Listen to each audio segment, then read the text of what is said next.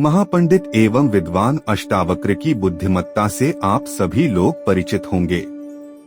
जनक की सभा में उन्होंने बंदी से शास्त्रार्थ करके अपनी विद्वता का परिचय दिया था और बंदी को उनके अहंकार के बारे में ज्ञात करवाया था।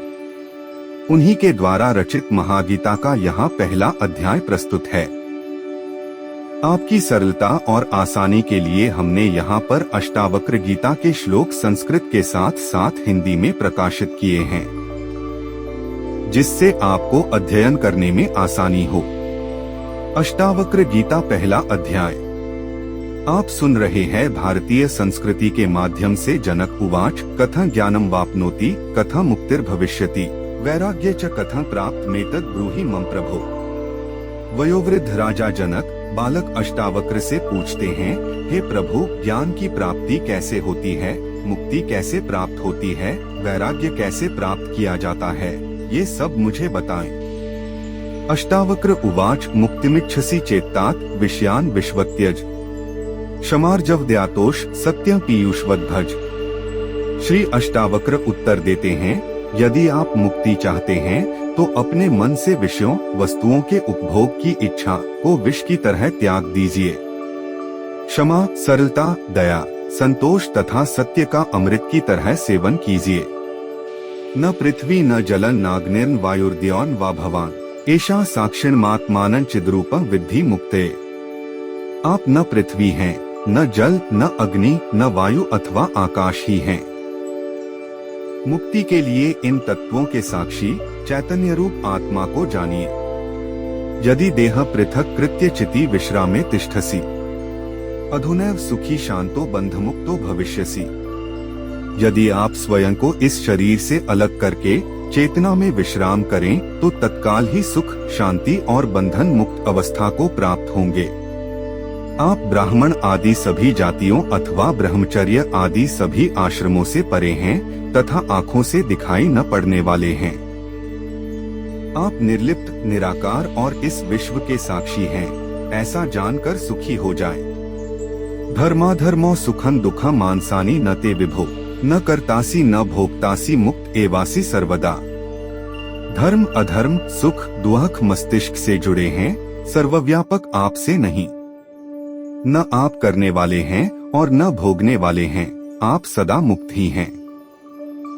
एको द्रष्टासि सर्वस्य मुक्त प्रायोसि सर्वदा अयमेव हि ते बंधो द्रष्टारं पश्यसि तरम। आप समस्त विश्व के एकमात्र दृष्टा हैं, सदा मुक्त ही हैं। आपका बंधन केवल इतना है कि आप दृष्टा किसी और को समझते हैं। करते त्यहमान महाकृष्णा हिदंशितः नाह करतेति विश्वासामृतम पीत्वा सुखं भव। अहंकार रूपी महासर्प के प्रभाववश आप मैं करता हूँ ऐसा मान लेते हैं, मैं करता नहीं हूँ। इस विश्वास रूपी अमृत को पीकर सुखी हो जाइए। एको विशुद्ध बोधोह इति निश्चय वहनिना प्रज्वाल्या ज्ञान गहनम वीतशोकः सुखी भव। मैं एक विशुद्ध ज्ञान हूँ, इस निश्चय रूपी अग्नि से गहन अज्ञान वन को जला दें, इस प्रकार शोकरहित होकर सुखी हो जाए। यत्र विश्वमिदं भाति कल्पितं रज्जु सर्पवत् आनंद परमानंदः स बोधस्त्वं सुखं चर। जहाँ ये विश्व रस्सी में सर्प की तरह अवास्तविक लगे, उस आनंद परम आनंद की अनुभूति करके सुख से रहें। मुक्ताभिमानी मुक्तो ही बद्धो बद्धाभिमान्यपि किवदंती सत्यं या मतियः सा गतिर्भवेत्। स्वयं को मुक्त मानने वाला मुक्त ही है और बद्ध मानने वाला बंधा हुआ ही है। यह कहावत सत्य ही है कि जैसी बुद्धि होती है वैसी ही गति होती है। आत्मा साक्षी विभोः पूर्ण एको मुक्तश्चिदक्रियः असंगो निःस्पृहः शांतो भ्रमात् संसारवाने। आत्मा साक्षी सर्वव्यापी पूर्ण एक मुक्त चेतन अक्रिय असंग इच्छा रहित एवं शांत है। भ्रमवश ही ये सांसारिक प्रतीत होती है। कूटस्थं बोधम द्वैत मात्मानं परिभावय आभासोह भ्रम मुक्त्वा भावं बाह्यमथान्तरम्।